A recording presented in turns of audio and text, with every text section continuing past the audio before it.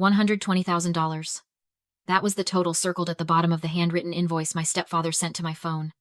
The title read, Reimbursement for Upbringing. Ages 14 to 18. He had itemized every meal I ate as a teenager.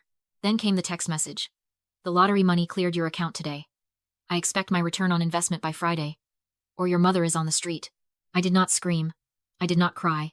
I just took a screenshot, forwarded it to my attorney, and typed one word. Execute. Before I tell you exactly how I turned that invoice into his eviction notice, drop a comment telling me where you are watching from and what time it is. I want to see the global reach of this story. I drove to my office in silence. The radio was off. The only sound was the hum of the engine and the blood rushing in my ears. Charles's text burned in my pocket like a physical weight. Return on investment. As if I were a stock he had purchased low and was now ready to cash out. I merged onto the highway. And for a second, the leather steering wheel under my hands turned into the greasy counter of the burger joint I worked at when I was 16. I could still smell the stale oil. I remembered the burn of the fryer on my forearms and the exhaustion settling into my bones after a double shift. I was not saving for a car or prom dress. I was saving for rent. $300 a month for a bedroom door that did not lock. Charles called it learning the value of a dollar. I called it extortion. I parked in the underground garage of my firm. The concrete walls reminded me of the day I turned 18. There was no cake. There was a black trash bag on the front lawn. Charles stood in the doorway, arms crossed, watching me shove my clothes into the plastic. You are an adult, he had said, smiling that tight, self-satisfied smile. Sink or swim, kid. I swam. I swam until my lungs burned. I did not ask for help. I did not look back. I walked into the lobby, the heels of my boots clicking a sharp rhythm on the marble. I am Julia, 28 years old. To the outside world, I am a forensic accountant who specializes in distressed assets. I find value in wreckage. I buy companies that are bleeding out and strip them down to the studs. But Charles did not know that. To him, I was still the scared teenager on the lawn. He did not know that the lottery win 3 months ago, $850,000 after taxes, was not just luck. It was the first time in my life I had a safety net. I sat at my desk and unlocked my secure terminal. $850,000. It was not buy a private island money, but it was buy your freedom money. It was destroy your enemy's money. Most people see a lottery win as a chance to buy things. A boat. A house. A vacation. I saw it as ammunition. I had spent 10 years building a life where no one could ever touch me again. I had diversified portfolios, emergency funds, and a lawyer on retainer. I did not need Charles's permission to exist anymore.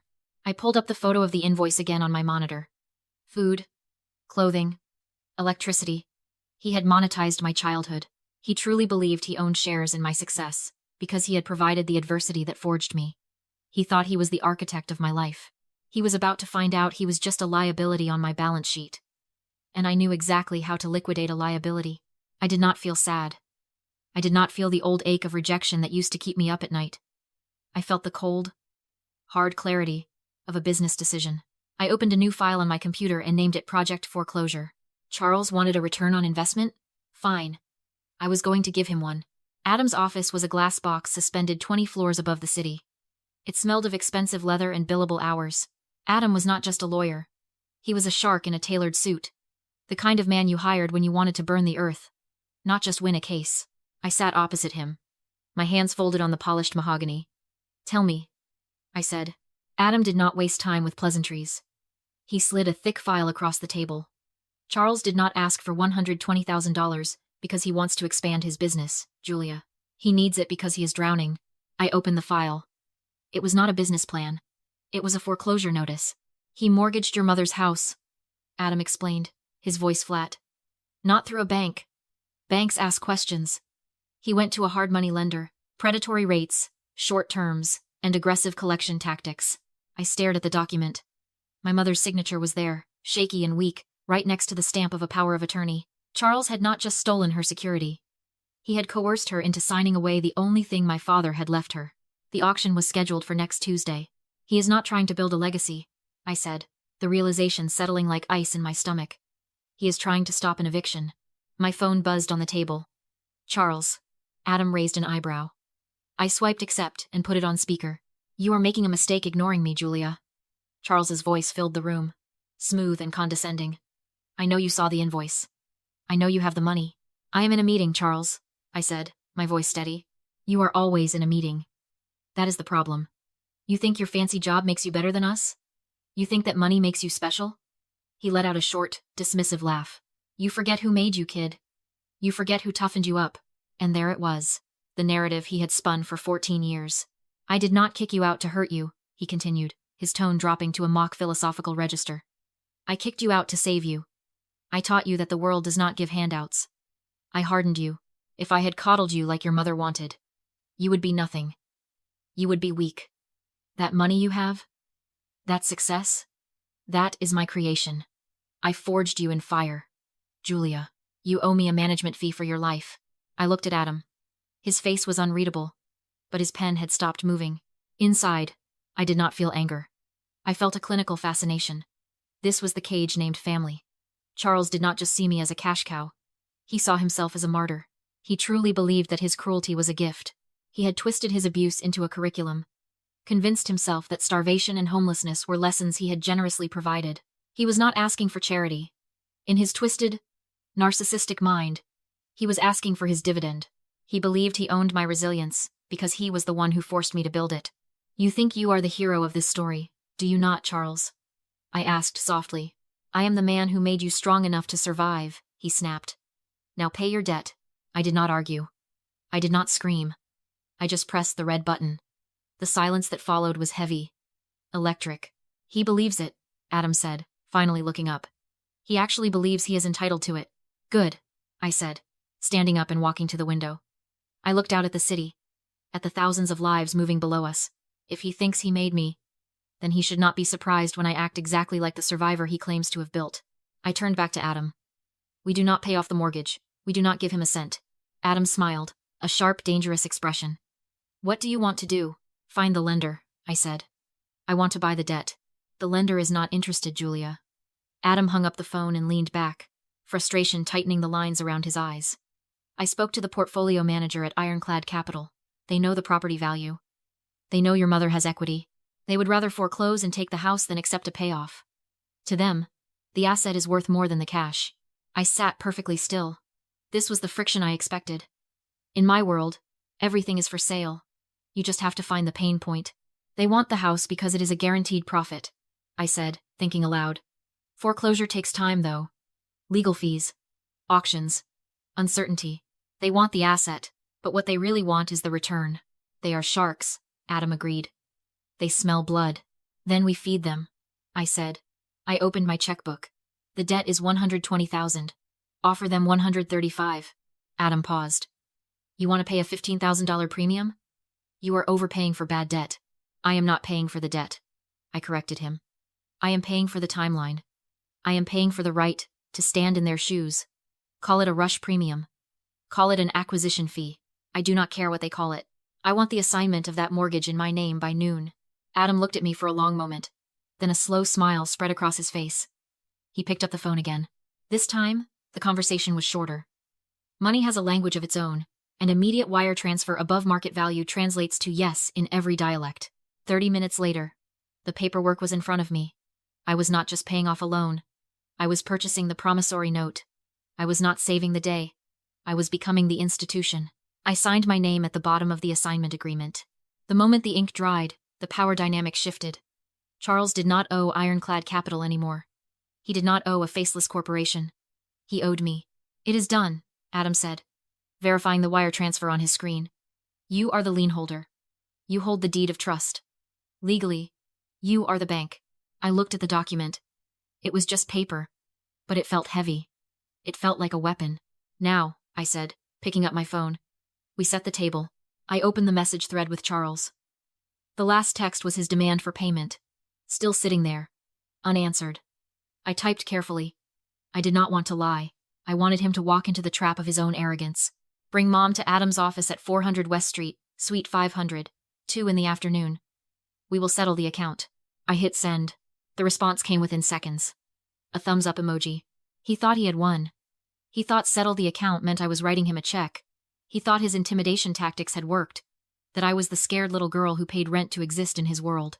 He had no idea that in the world of distressed assets, settling the account usually meant liquidation. He is coming, I told Adam. I will have the conference room prepped, Adam said, standing up and buttoning his jacket. Soundproof. Private. Do you want security on standby? No, I said, standing up to join him.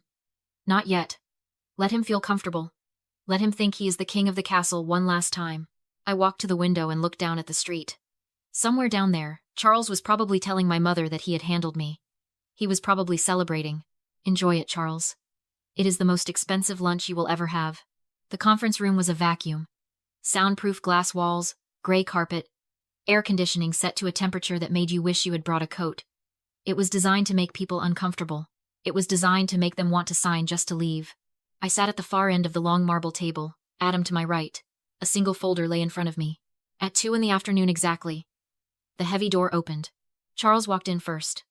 He was wearing his Sunday best, a navy blazer that was a size too tight and a gold watch that I knew was a knockoff.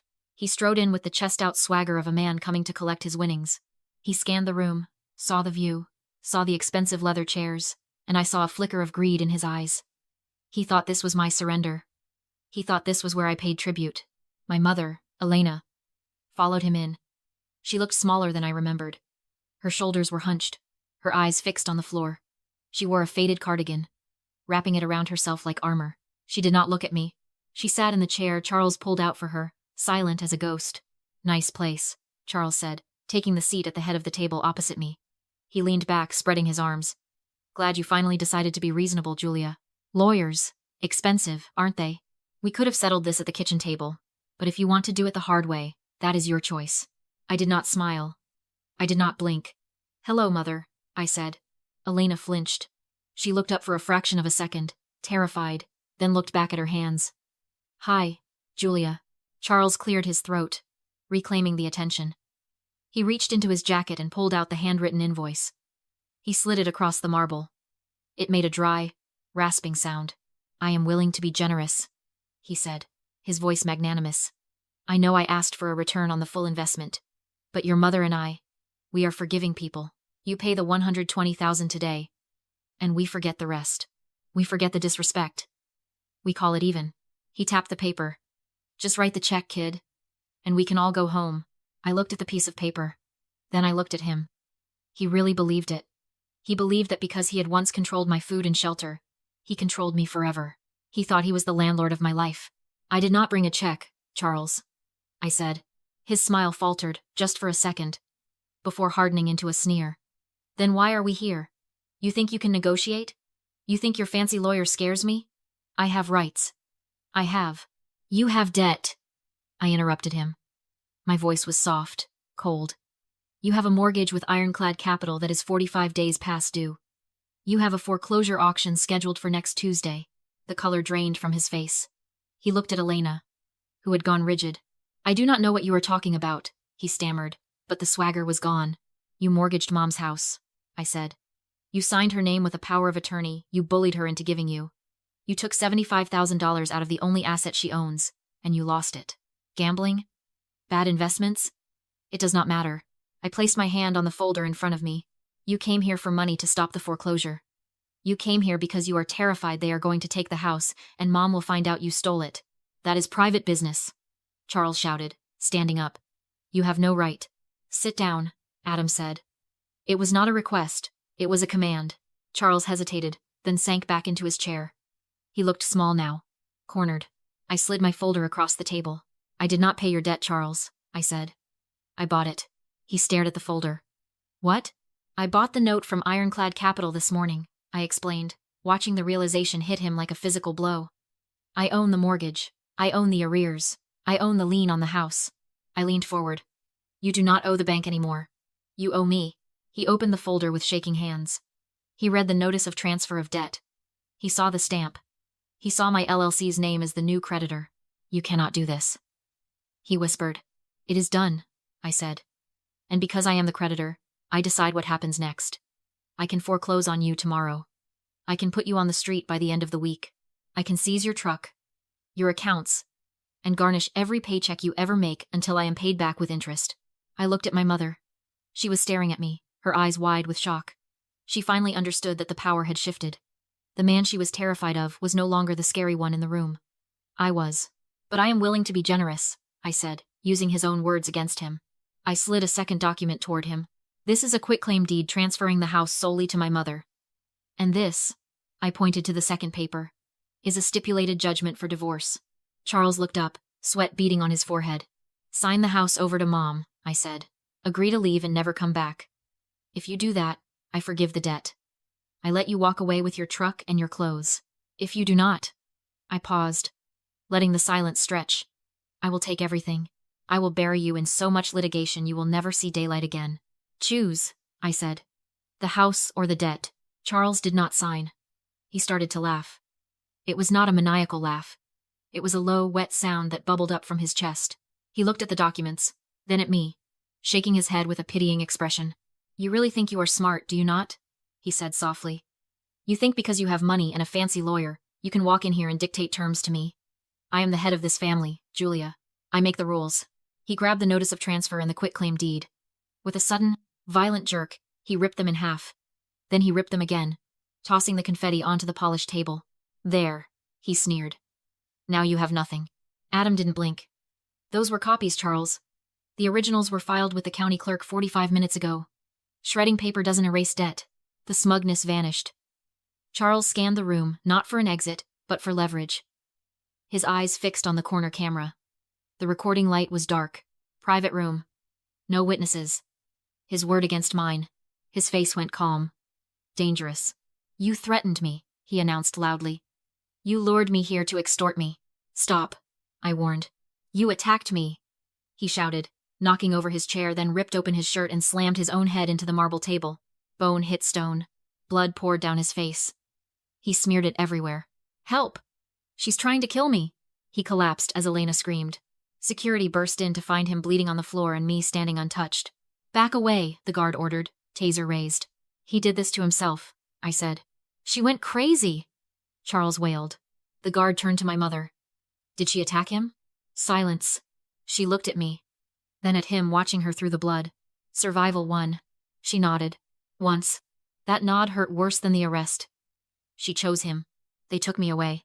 I spent the night in a holding cell, fingerprinted, processed, humiliated. No rescue, no miracles. But I wasn't panicking. I was calculating. Charles thought he'd frozen the board. He hadn't read the contract. At dawn, Adam appeared behind plexiglass. Still in the house? I asked. For now. He slid a document forward, the promissory note. Acceleration clause, he said. If the debtor commits violence or files false charges, the loan defaults instantly. No grace period. So his stunt hit the self-destruct button. I filed for possession overnight. The judge signed. Across town. Deputies were already knocking. Eviction. Asset seizure. Everything. I smiled. Get me out. By noon, Adam showed me footage. The camera's light was broken. The sensor wasn't. Charles checking the door. Smashing himself. Perfect. False reporting. Perjury. Extortion, Adam said. DA's filing. 3 to 5 years. And the house? Vacant. He was cuffed and removed. One problem left, I said. My mother. She wants back in. I shook my head. No deed. Instead, I handed Adam a trust agreement. Life estate. She lives there rent-free. That's generous. Read the condition. He did. If Charles enters even once, the house is sold and donated to domestic violence victims. You're forcing her to choose. The roof or the husband. I signed. Changed my number. Crushed the SIM card. And drove away. No debt. No leash. No one chasing me. The road ahead was open. And the silence? The silence was beautiful.